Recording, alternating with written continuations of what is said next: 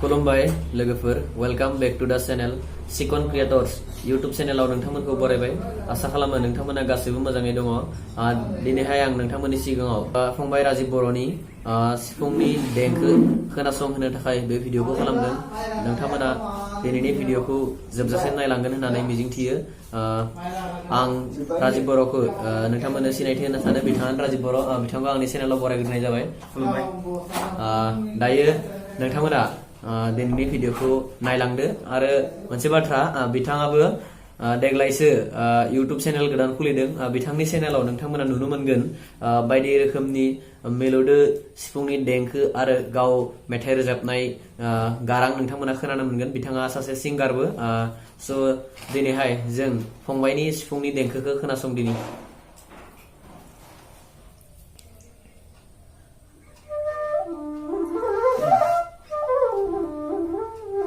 Usah nak boleh.